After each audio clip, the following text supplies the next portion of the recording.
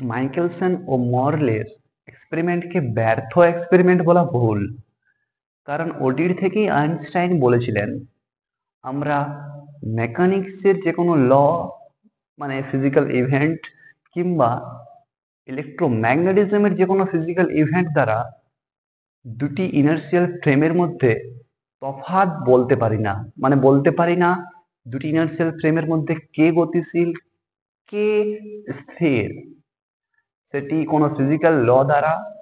আগে পর্যন্ত ফিজিক্যাল ল বলতে কেবলমাত্র মেকানিক্যাল যে সমস্ত ল সেগুলি ছিল, কিন্তু ইলেকট্রোম্যাগনেটিজমের ডেভেলপের পর প্রথমে তো থিওরিটিক্যালি আমরা দেখছিলাম যে 0.4 প্রিন্সিপ হবে যদি রিলেটিভ মোশন থাকে, তার মানে আর যদি ওটি হয়ে যেত মানে 0.0444 প্রিন্সিপ পেতাম এক্সপেরিমেন্টাল রেজাল্ট থেকে, তবে কিন্তু নেচার অ্যালাউ করতো আমাদের ইলেকট্রোম্যাগনেটিজম দিয়ে ইনার্শিয়াল ফ্রেমের মধ্যে পার্থক্য বলে দিতে, কিন্তু মেকানিক্স এর যে সমস্ত ফেনোমেনা সেগুলি দিয়ে দিত না।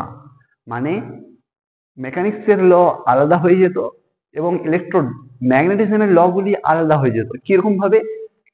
মেকানিক্সের ল গুলি বলতে পারতো না কোন ফ্রেমটি মুভ করছে কোনটি পারছে না।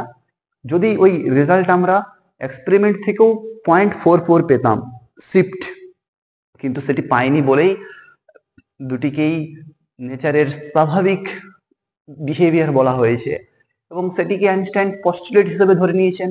মানে আমরা রেজাল্ট পেয়েছি কোনো শিফট হবে না এবং এক্সপেরিমেন্টাল রেজাল্টেই তো সুপিরিয়র, সেটি থেকে আইনস্টাইন বললেন যে আমরা কোন রকম ফিজিক্যাল ল দ্বারা, সেটি মেকানিক্যাল হোক কিংবা ইলেকট্রোম্যাগনেটিক্যাল হোক, বলতে পারি না বা ডিফারেন্সিয়েট করতে পারি না দুটি ইনার্শিয়াল ফ্রেমকে। কিন্তু সেখানে প্রবলেমটি কোথায় হচ্ছিল? থিওরিটিক্যালি যে আমরা পেতেছিলাম একটি ভুল রেজাল্ট, সেই ভুলটি কোথা থেকে উৎপত্তি হচ্ছিল?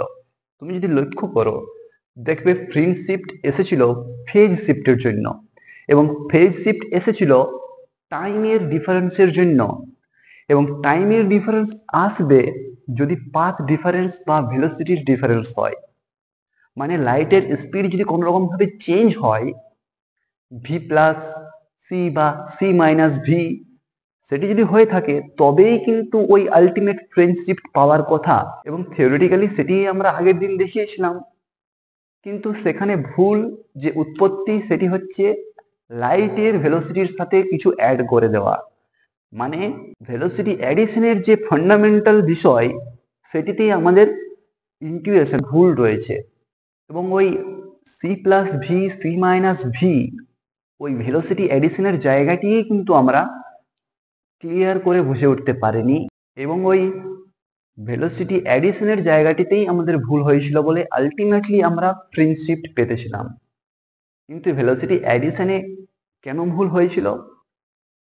কারণ আমরা গ্যালিলিয়ান ট্রান্সফরমেশন ইউজ করে ভেলোসিটি অ্যাড করেছিলাম।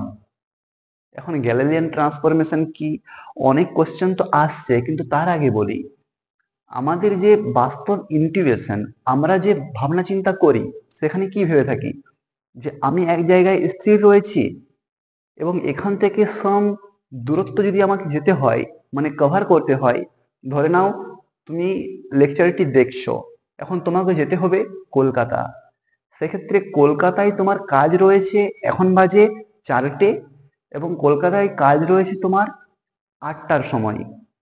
সেক্ষেত্রে কিন্তু তুমি এই ভাবনা চিন্তা রেখেই তোমার বাড়ি থেকে বেরোবে যে আমার জন্য যে রেটে সময় ফ্লো করবে, মানে আমার জন্য যখন 4টা থেকে 6টা বেজে যাবে, সেই সময় কিন্তু কলকাতাতেও 6টা বাজবে। মানে সময় সবার জন্য একই রকম ভাবে কাটবে, এই চিন্তা ভাবনা রেখেই কিন্তু তুমি তোমার সব কিছু জিনিসপত্র গুছিয়ে বেরোবে কলকাতার জন্য। অর্থাৎ তুমি যে মুভ করবে, কলকাতা তো নিজের জায়গায় স্থির, তোমাকে মুভ করে যেতে হবে কলকাতা, সেক্ষেত্রে তোমার মোশনের কারণে তোমার সময় যেভাবে কাটবে এবং কলকাতা স্থির থাকার কারণে কলকাতার সময় যেভাবে কাটবে, তাতে কোনো পার্থক্য তৈরি হবে না। মানে দুটি মুভেবল অবজেক্ট, একটি রেস্টে থাকা অবজেক্ট এবং মুভেবল অবজেক্টের মধ্যে সময় একই রকম ভাবে ফ্লো করে, সবার জন্য সময় একইভাবে কাটে, সেই ধারণাটি নিয়েই কিন্তু আমরা ওই মাইকেলসন মডেলের ক্যালকুলেশনটি করে এসেছিলাম, এবং যেখানে কিনা ভেলোসিটি এডিশনের জন্য C+V ইউজ করেছিলাম। কেন C+V করেছিলাম সেটি আমরা জানবো যদি গ্যালিলিয়ান ট্রান্সফরমেশন দেখি, গ্যালিলিয়ান ট্রান্সফরমেশন কি। তো গ্যালিলিয়ান ট্রান্সফরমেশনের ক্ষেত্রে আমরা ওই যে ফান্ডামেন্টাল জিনিসটি বললাম, সময় সবার জন্য একই রকম ভাবে কাটে, সেটি মেইন কনসেপ্ট। গ্যালিলিয়ান ট্রান্সফরমেশনে আর কিছুই করা হয় না, আমাদের বাস্তব যে জগৎ যেটিকে দেখছি সেখানে ঘটা ফিজিক্যাল ফেনোমেনা বা ফিজিক্যাল এক্সপেরিমেন্ট গুলিকে, মানে নিউটনিয়ান মেকানিক্সের ক্ষেত্রে ধরো তুমি একটি গাড়ি এক স্থান থেকে অন্য স্থানে যাচ্ছে সাম ভেলোসিটি নিয়ে, ওই ডিস্টেন্স কভার করার জন্য কত সময় লাগবে, সেগুলি করার জন্য আমাদেরকে তো একটি ফ্রেম ধরতে হয়। মানে একটি ফিজিক্যাল ইভেন্টকে ডিসক্রাইব করার জন্য জিওমেট্রিক্যালি আমরা ফ্রেম ধরে থাকি। সো একটি চক ধরো এখানে রয়েছে, এই রুমটিতে রয়েছে, তো এই রুমটির অপরের বরাবর এবং নিচের বরাবর, মানে অপরের যে ছাদ সেই ছাদ ও নিচের যে মেঝে, মেঝে, ওই মেঝে ও ছাদের মাঝে চকটি রয়েছে, এবং ওই দেওয়াল এই দেওয়াল থেকে কিছু নির্দিষ্ট দূরত্বে চকটি রয়েছে, এই দেওয়াল থেকে ওই পাশের দেওয়াল থেকে নির্দিষ্ট দূরত্বে চকটি রয়েছে। সেইভাবে আমরা বলতে পারি এই চকটির position with respect to this দেওয়ালস, মানে ছাদ মেঝে চারপাশের দেওয়ালের রেসপেক্টে চকটি কোথায় অবস্থান করছে। সেক্ষেত্রে এই ঘরটি আমাদের ফ্রেম হয়ে যাবে এই চকটির অবস্থান নির্ণয় করার জন্য। ঠিক সেরকম ভাবে আমরা যদি 2 ডাইমেনশন নিয়ে কাজ করি, কারণ বোর্ডে তো 3 ডাইমেনশন আঁকা সম্ভব নয়, আঁকা সম্ভব সেটি কিন্তু একটু ভিজুয়ালাইজের ক্ষেত্রে অসুবিধা হয়, তাই 2টি ডাইমেনশন নিয়েই অপর দিক বরাবর ওয়াই অ্যাক্সিস এবং হরিজন্টাল বরাবর এক্স অ্যাক্সিস, ভার্টিক্যালি ওয়াই ও হরিজন্টালি এক্স, এই দুটি অ্যাক্সিস নিয়েই আমরা কাজ করব, এবং এটিকে বলবো একটি ফ্রেম। এই ফ্রেমে যদি একটি অবজেক্ট এখানে থাকে, আমরা বলতে পারবো অবজেক্টটির পজিশন কোথায়। এটি যদি এক্স নট হয়ে থাকে এবং এই পার্টিকেলটি এক্স যে অ্যাক্সিস, সেই অ্যাক্সিস থেকে ওয়াই নট ডিস্টেন্স অপরে থাকে, সেক্ষেত্রে এই পার্টিকেলটির position X not, why not, এবং এক্স ও ওয়াই যেখানে কাট করছে সেই পজিশনটিকে আমরা ও পয়েন্ট নাম দিচ্ছি, ও পয়েন্ট, যেখানে এক্স এর ভ্যালু 0 এবং ওয়াই এর ভ্যালুও 0। এটিকে কোঅর্ডিনেট রিপ্রেজেন্টেশন বলা হয়, বা এটিকে আমরা এই ক্ষেত্রে ফ্রেম বলছি। ফ্রেম একটি অবজারভার, আর কিছুই না, ফ্রেম মানেই হচ্ছে অবজারভার। হ্যাঁ, তো এস ফ্রেম নাম দিলাম, এস ফ্রেম, যার অরিজিন এখানে রয়েছে, এবং টি সময় যদি টি ইকুয়ালস টু 0, মানে সময় ইকুয়ালস টু 0 সেকেন্ড, সেই সময় এই ফ্রেমটির অবস্থান এখানে। ফ্রেম কেন অবজারভার? কারণ এই ফ্রেমেই বলে দিচ্ছে আমাদের আমার রেসপেক্টে অবজেক্টটি এখানে মানে অবস্থান করছে। এখন যদি একটি মুভিং অবজেক্ট হয়, সেই মুভিং অবজেক্টটির ভেলোসিটি কি সেটি কিন্তু এই ফ্রেমটি বলতে পারবে না। একটি মুভিং অবজেক্টের ভেলোসিটি ডেসক্রাইব করার জন্য আমাদেরকে অবজেক্টটির সাথে থাকতে হবে। এক্ষেত্রে অবজেক্টটির কোনো ভেলোসিটি নেই বলেই আমরা যে কোনো পজিশনে অবজেক্টটি থাক না কেন, যদি অবজেক্টটি এখানে থাকতো সেক্ষেত্রে এই পজিশন নির্ণয় করতে পারতাম, কিন্তু অবজেক্টটির ভেলোসিটি কোনোদিনই বলতে পারি না।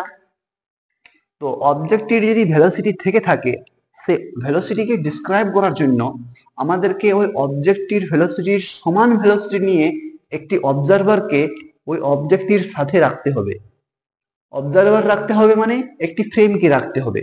এই যে বললাম ফ্রেম আর কিছুই না, অবজারভার।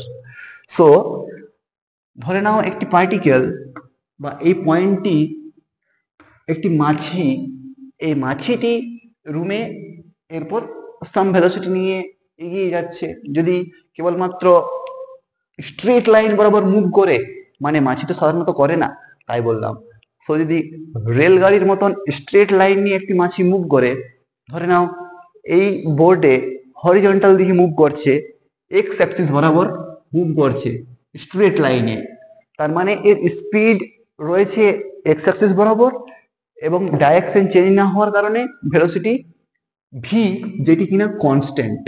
সো এটি স্ট্রেট এক্স অ্যাক্সিসের সাথে প্যারালালে মুভ করছে এই মাছিটি।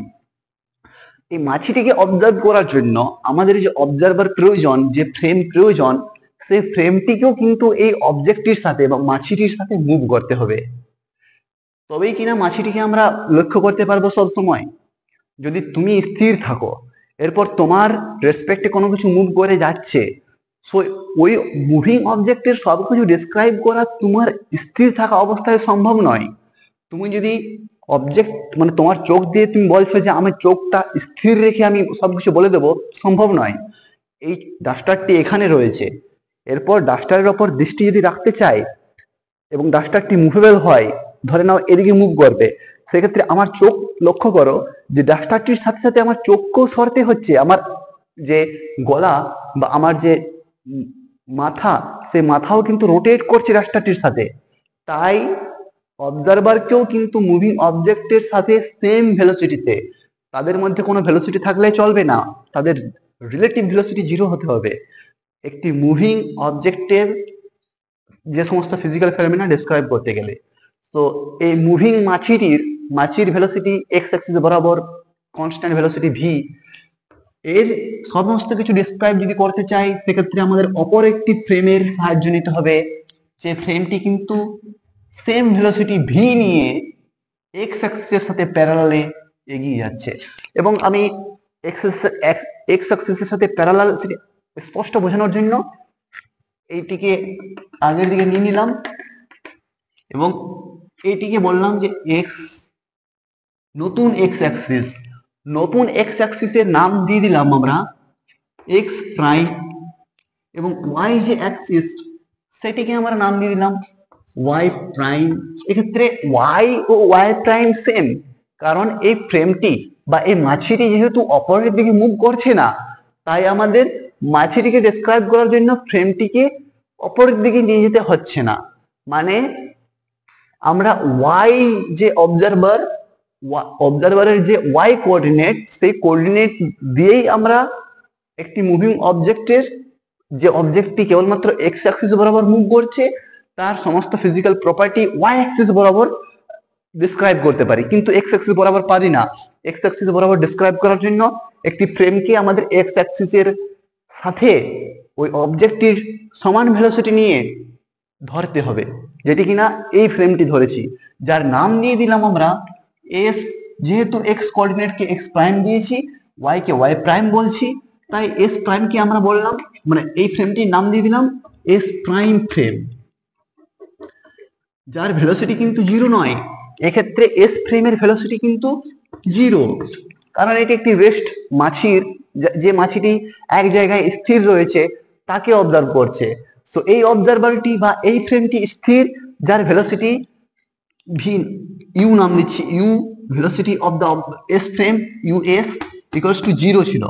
কিন্তু এই যে নতুন ফ্রেম, এর velocity US prime equals to কিন্তু ভি হতেই হবে, তবেই কিনা আমি এই অবজেক্টের সমস্ত কিছু প্রপার্টি বলতে পারবো। তাই এস প্রাইমের ভেলোসিটি স্মল ভি। এরপর মজার ব্যাপার হচ্ছে গ্যালিলিয়ান ট্রান্সফরমেশনে, যে আমরা এটিকে এক্স অ্যাক্সিসের সাথে প্যারালালে না নিলেও পারতাম, কিন্তু কমপ্লিকেটেড একটি ব্যাপার হয়ে আছে, জিওমেট্রিক্যালি সেটিকে আমরা ডিসক্রাইব করতে পারি। মানে যদি সাম অ্যাঙ্গেল নিয়ে থাকতো, সেক্ষেত্রে যদি এটি যদি এক্স প্রাইম হতো এবং এটি ছিল আমাদের এক্স, এটি এক্স প্রাইম, এটি এক্স, তো সেক্ষেত্রে সাম অ্যাঙ্গেল থিটা, এরপর আমরা ক্যালকুলেশন করতেই পারি যে তবে এর এক্স প্রাইমের এক্স অ্যাক্সিস বরাবর কম্পোনেন্ট কি হবে, সেটি হবে মানে এক্স প্রাইমের এক্স অ্যাক্সিস বরাবর কম্পোনেন্ট হবে এক্স প্রাইম কস থিটা। তো এরকম ট্রিগোনোমেট্রি ইউজ করে আমরা সেই কমপ্লিকেটেড ব্যাপারটিকে সলভ করতে পারতাম।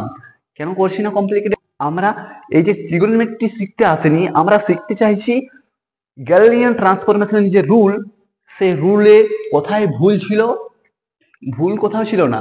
সেক্ষেত্রে আমরা বুঝতে পারিনি আমাদের সাধারণ ইনটিউশন থেকে যে ভেলোসিটির কারণে সময়ের অতিক্রম করার রেট চেঞ্জ হতে পারে, সেটি আমাদের চোখে পড়েনি। সেই কারণে আমরা ধরে নিয়েছিলাম যদি এই S frame T equals to 0 সেকেন্ডে এখানে থাকে এবং after T equals to T second যদি এস ফ্রেম এখানেই থাকে, তবে সেটিকে এস ফ্রেম বলবো বা রেস্ট ফ্রেম বলবো। সো এই রেস্ট ফ্রেম ও মুভিং ফ্রেম যদি ধরে নিই এক সময় এক জায়গায় ছিল, মানে টি ইকুয়ালস টু যখন 0 সেকেন্ড, আমি টি ইকুয়ালস টু 0 সেকেন্ডের কথা ধরে নিচ্ছি। 0 সেকেন্ড বলে তো কিছু হয় না, একটি রেফারেন্স ফ্রেম সময়কে আমরা 0 সেকেন্ড বলতেই পারি। ধরে নাও তোমার ঘড়িতে 12টা বাজছে, সেই সময়কে বলে দিলাম আমরা 0 সেকেন্ড।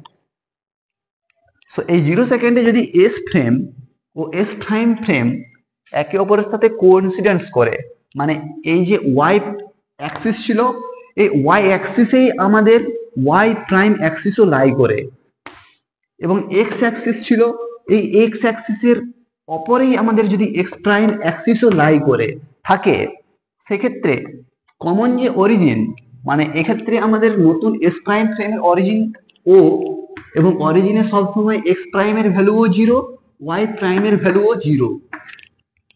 এক্ষেত্রে আমাদের দুটোর অরিজিনেই কিন্তু এখানে টি ইকুয়ালস টু 0 সেকেন্ডে হতেই পারে। এই ফ্রেমটি ধরো এদিকে মুভ করছে, তো কিছু সময় আগে এই ফ্রেমটিকে অবশ্যই এই পয়েন্টটিকে ক্রস করে যেতে হবে। এই যে অরিজিন, এই অরিজিনকে ডান দিকে মুভ করতে গেলে এক সময় নিশ্চয়ই এই অরিজিনটি এই পয়েন্টের অপর দিয়ে গিয়ে ডান দিকে মুভ করেছে।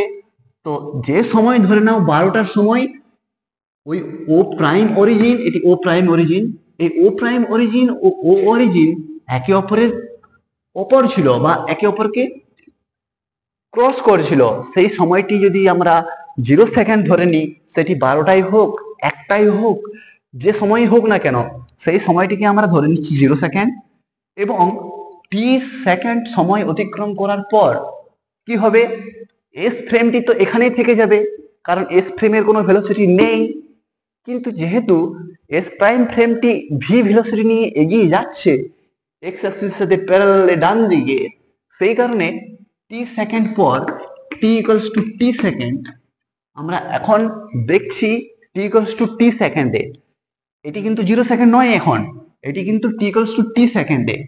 টি সেকেন্ডে তুমি দেখবে এস ফ্রেমটি এখানেই রয়েছে, এটি এস ফ্রেম এখানেই স্থির রয়েছে, কিন্তু এস প্রাইম ফ্রেম এতটা ডিস্টেন্স এগিয়ে গিয়েছে। কতটা ডিস্টেন্স এগোবে, ভি ভেলোসিটি নিয়ে যাচ্ছে, টি সেকেন্ড সময় নিয়েছে। সো এই যে অরিজিন টি ইকুয়ালস টু 0 সেকেন্ডে ছিল এখানে, সো এই পয়েন্ট থেকে এই পয়েন্টের দূরত্ব কতটা হবে, এই দূরত্ব হবে ভেলোসিটি ইনটু যে সময় অতিক্রম হয়েছে। সো দিস ডিস্টেন্স, যদি এটি মুছে দিই, এই যে অরিজিন, এই অরিজিন এটি, এই অরিজিন থেকে এস প্রাইম ফ্রেমের যে অরিজিন এখন পৌঁছে গেছে যেখানে, সেই যে ডিস্টেন্স, সেই ডিস্টেন্সটি কিভাবে পাবো, ডিস্টেন্সটি পাবো ভেলোসিটি ও সময়ের মাল্টিপ্লিকেশন থেকে, কারণ দূরত্ব সমান অতিক্রান্ত দূরত্ব সমান গতিবেগ ইন্টু সময়। সো এখানে আমরা ভি ইন্টু কতটা সময় অতিক্রম হয়েছে, টি সেকেন্ড, সেকেন্ড কনসিডার করছি না, কেবলমাত্র টি লিখে দিচ্ছি। সো এটি হবে এই ডিস্টেন্সটি। এরপর এই যে ফিজিক্যাল ফেনোমেনাটি, এই অবজেক্টটি এখানে রয়েছে, এস প্রাইম ফ্রেমের রেসপেক্টে তো অবজেক্টটি মুভ করছে না। কেন মুভ করছে না, কারণ এস ফ্রেম ও ভি, ওই অবজেক্টটি বা ওই মাছিটি একই ভেলোসিটি নিয়ে এগিয়ে যাচ্ছে। সেই কারণে এস প্রাইম ফ্রেমের রেসপেক্টে মাছিটির ভেলোসিটি কিন্তু 0। মানে যদি মাছির ভেলোসিটি আমরা U of X with respect to S prime বলি, সেক্ষেত্রে কিন্তু এটি 0। এই ভি ভেলোসিটি কিন্তু with respect to S frame হতে পারে, এস ফ্রেমের রেসপেক্টে ওই মাছিটির সাম ভেলোসিটি রয়েছে যেটি কিনা ইউ এক্স। আমি বলতে চাইছি ইউ মাছি ফ্লাই, নাম দিলাম ইউ এফ, এটি হচ্ছে ভেলোসিটি অফ মাছি। সো এই মাছির velocity with respect to S frame এটি ছিল ভি। সেই কারণেই আমাদেরকে নতুন যে ফ্রেম, যে অবজারভার, যেটি কিনা ওই মাছিটির সাথেই ভ্রমণ করবে, তার ভেলোসিটি আমরা নিয়েছিলাম ভি। কিন্তু ভেলোসিটি অফ দ্য ফ্লাই মানে মাছিটির velocity with respect to S prime frame, সেটি কিন্তু 0, কারণ এস প্রাইম ফ্রেমের ভেলোসিটিও হচ্ছে V. So V minus V equals to 0, মানে মাছি ও এস প্রাইম ফ্রেমের মধ্যে রিলেটিভ ভেলোসিটি নেই, তাই মাছিটি কিন্তু এখানে কোনো ভেলোসিটি থাকবে না যদি আমরা এস প্রাইম ফ্রেমের রেসপেক্টে দেখি। এবং সেটিই দেখছি, এস প্রাইম ফ্রেমের রেসপেক্টে দেখছি মাছির পজিশন হচ্ছে এটি। এই পজিশনটিকে আমরা কি নাম দেব? এটিকে নাম দেব X not prime, why not prime. ঠিক, যদি ওয়াই নট এবং ওয়াই নট প্রাইম এই দুটি তো আমি বললাম সমান, আমাদেরকে চেক করতে হবে এক্স নট এবং এক্স নট প্রাইমের মধ্যে কি রিলেশন। মানে এক্স নট প্রাইম তো আমরা এক্স মানে এস প্রাইম ফ্রেমের রেসপেক্টে বলছি যে মাছিটির ডিস্টেন্স হচ্ছে এক্স নট প্রাইম। ক্লিয়ার করে বলি যে distance of the fly with respect to S prime frame, এটি আমরা বলছি এক্স নট। নোটেশনে কোনো অসুবিধা থাকার কথা নয়, আমি কমা দিয়ে লিখলাম, মানে এটি হচ্ছে position of the fly with respect to S prime, সেটি কি এক্স নট, এটি হচ্ছে এক্স নট। ওয়াই নট কে কনসিডার করছি না, কারণ দুটির ক্ষেত্রে ওয়াই নট এবং ওয়াই নট প্রাইম সমান, তাই ওয়াই নট কে কনসিডার করছি না। মানে লিখে দিতেই পারি যে Y naught equals to Y naught বা Y not prime equals to Y naught. এটিও কিন্তু একটি ট্রান্সফরমেশন রুল গ্যালিলিয়ানের ক্ষেত্রে, গ্যালিলিয়ান ট্রান্সফরমেশনের ক্ষেত্রে। এবং প্রথমেই ধরে নিয়েছিলাম যে টি মানে টাইম যে রেটে মুভিং ফ্রেমের ক্ষেত্রে কাটবে, মানে রেস্ট ফ্রেমের ক্ষেত্রে যে রেটে টাইম কাটবে, মুভিং ফ্রেমের ক্ষেত্রে টাইম সে রেটেই কাটবে। সেই কারণেই এর জন্য যে টাইম টি সেকেন্ড, এর জন্য টাইম টি সেকেন্ড, তার মানে টি প্রাইমের ক্ষেত্রে এখানে T second. So T prime equals to আমরা টি, এটি অ্যাজিউম করে নিয়েই গ্যালিলিয়ান ট্রান্সফরমেশনের কাজ করে এসেছি। তার মানে আমরা দুটি রিলেশন পেয়েছি। এবং যদি জেড অ্যাক্সিস নিতাম, আমি যে বললাম মেঝে, সো মেঝে এবং ছাদে, মেঝে থেকে ছাদে যাওয়ার জন্য আরেকটি অ্যাক্সিস প্রয়োজন, এবং মেঝেকে আঁকার জন্য আমাদের দুটি অ্যাক্সিস হলেই চলবে। তো যদি আমরা থার্ড ডাইমেনশনে যাই, মানে জেড অ্যাক্সিসও নিতাম, সেক্ষেত্রে তুমি পেতে কিনা যে Z prime not equals two হতো জেড প্রাইম। কেবলমাত্র যে দিকে তোমার মুভমেন্ট থাকবে, যে দিকে তুমি মুভ করবে, সেই দিকের পজিশন কিন্তু মানে সেই দিকের যে টার্মটি, সেই টার্মটিতেই চেঞ্জ আসবে গ্যালিলিয়ান ট্রান্সফরমেশন অনুযায়ী। সো এক্ষেত্রে এই নোটেশনটি আমাদের তোমার কাছে clear. Position of the fly with respect to S prime frame, যেটি কিনা এক্স নট। এরপর position of the fly with respect to, এটা position of the fly with respect to S frame, এটি সমান কি?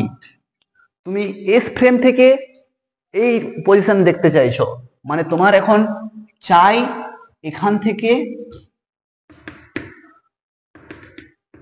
এই ডিস্টেন্স, এই ডিস্টেন্সটি কত তুমি রেস্ট ফ্রেম থেকে মেজার করছো, তার মানে এটি তোমার হয়ে যাবে এক্স নট।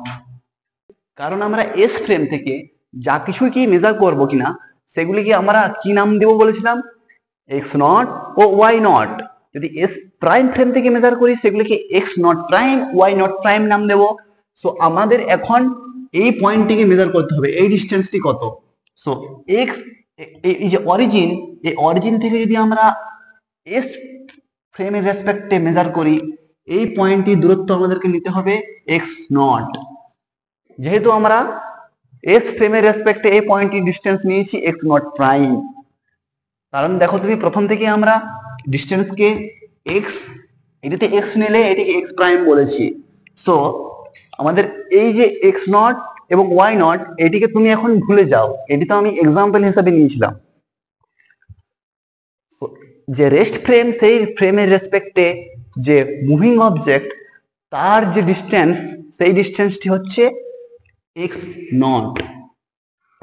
এখন তোমার কাছে ভ্যালু রয়েছে অরিজিনের মধ্যে যে ডিস্টেন্স, সেই ডিস্টেন্সের, মানে তোমাকে যদি স্পষ্টভাবে দেখায় এটিকে ছোট করে, তোমার কাছে একটি ডিস্টেন্স রয়েছে, টোটাল ডিস্টেন্স, যেটিকে আমরা এক্স নট বলছি। দেখো এই পয়েন্ট থেকে এই পয়েন্টটির মানে অবজেক্টটি, মুভিং অবজেক্টটি এখন যে টি সময় পর যেখানে রয়েছে, টি সময় পর মুভিং অবজেক্টটির পজিশন হচ্ছে এক্স অ্যাক্সিস বরাবর এখানে।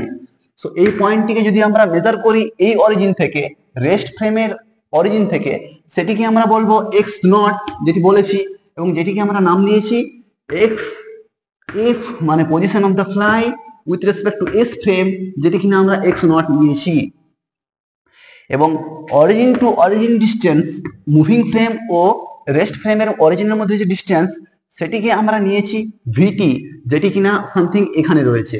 মানে এটি হচ্ছে বর্তমান টি সময়ে মুভিং ফ্রেমের অরিজিন হচ্ছে এটি, এবং বর্তমান টি সময়ে রেস্ট ফ্রেমের অরিজিন হচ্ছে এটি। এবং এই ডিস্টেন্সটিকে আমরা বলেছি অতিক্রান্ত দূরত্ব সমান ভেলোসিটি ইন্টু অতিক্রান্ত সময়, ভি ইন্টু টি। এবং এই যে এই ডিস্টেন্স, এটিকে আমরা বলেছি position of the fly with respect to S prime frame, যেটিকে এক্স নট প্রাইম বলেছি। সরি, এটি এক্স নট প্রাইম। সো এটি এক্স নট প্রাইম, কারণ এস প্রাইম ফ্রেম থেকে যখন আমরা এক্স সাম ডিস্টেন্স যাব, সেটিকে আমরা সবসময় এস নট প্রাইম বলবো। যদি ওয়াই অ্যাক্সিসে কিছু মেজার করতাম, এই পয়েন্টটিকে মেজার করতাম, এটিকে বলতাম আমরা y not prime with respect to S. এই ওয়াই নট প্রাইমটি ওয়াই নট হয়ে যেত, কারণ ওয়াই অ্যাক্সিস বরাবর মুভমেন্ট হচ্ছে না, আগেই বলেছি। সো আমাদের এই যে ডিস্টেন্স, এই ডিস্টেন্সটি হচ্ছে এক্স নট প্রাইম। এরপর তুমি সাবট্রাক্ট করো, এক্স নট পেতে গেলে তোমাদের কি চাই। সো এই ফিগার থেকে তোমার কাছে স্পষ্ট, এই ফিগারের রেজাল্ট যদি আমি এখানে লিখি, দেখো তুমি যে টোটাল ডিস্টেন্স এক্স নট সমান আমরা পেয়েছি ভিটি প্লাস এক্স নট প্রাইম। এখন আমাদের রিলেশন চাই প্রাইমের রেসপেক্টে নট প্রাইমের। তো এখান থেকে যদি লেফট সাইডে নিয়ে যাও, সব এই টার্মটিকে ডান সাইডে রেখে ভিটিকে যদি লেফট সাইডে নিয়ে যাও, তুমি পাবে X not prime equals to X naught minus VT. এটি হচ্ছে এক্স অ্যাক্সিসের রিলেশন এস ও এস প্রাইম ফ্রেমের মধ্যে। এবং এই চারটি যে ইকুয়েশন বক্স করা, এগুলিকে কিন্তু লরেন্জ এগুলিকে কিন্তু গ্যালিলিয়ান ট্রান্সফরমেশন ইকুয়েশন বলা হয়। এবং এই ফর্মুলাটি তুমি দেখবে ওই মাইকেলসন মডেলের এক্সপেরিমেন্ট করার সময় আমরা কনসিডার করে এর থেকে আমরা ভেলোসিটি নির্ণয় করেছিলাম। কারণ এরপর আমরা ভেলোসিটি নির্ণয় করতে গেলে কি করতে হবে, যদি আমরা এর ভেলোসিটি জানতে চাই, এর ভেলোসিটি উইথ রেসপেক্ট টু, যদি এস ফ্রেমের রেসপেক্টে ধরি, সব কিছু একবার মুছে নিই। এরপর আমরা চাই ভেলোসিটির জন্য আর কিছুই নেই, ডিস্টেন্স তাকে টাইমের রেসপেক্টে ডেরিভেটিভ করতে হবে। তো এটি ছিল আমাদের এস প্রাইম ফ্রেম। যদি আমরা ভেলোসিটি দেখতে চাই এস ফ্রেমের রেসপেক্টে, ওদিকে এস প্রাইম ফ্রেম রয়েছে, এদিকে এস ফ্রেম রয়েছে, তো মাঝে একটি বর্ডার দিয়ে দিই। এরপর আমরা ভেলোসিটি দেখতে চাই, so you x with respect to S frame কি হবে, এক্স নট ডিভাইডেড বাই, মানে ডি এক্স নট ইনস্ট্যান্টেনিয়াস দেখতে চাই, মানে প্রতি মুহূর্তে দেখতে চাই ভেলোসিটি কি, সেজন্য d x nought divided by dt, যেটিকে আমরা নাম দিয়ে দিলাম ইউ এক্স নট। হ্যাঁ, এটি ভেলোসিটি, এক্স নট নাম দিয়েছি, তার মানে সেটি রেস্ট ফ্রেমের রেসপেক্টে মেজার করছি। এবং u y with respect to S, যেটি কিনা আমরা জানি d y zero divide by dt করতে হবে, এবং এটি দেবে তোমাকে ইউ ওয়াই নট। এরপর জেড অ্যাক্সিস বরাবর ভেলোসিটি জানতে চাইলে with respect to S frame, u z with respect to S equals to d z nought, কারণ জেড নট বলছি কারণ রেস্ট ফ্রেমের রেসপেক্টে মেজার করছি, z nought divide by dt equals to you z nought.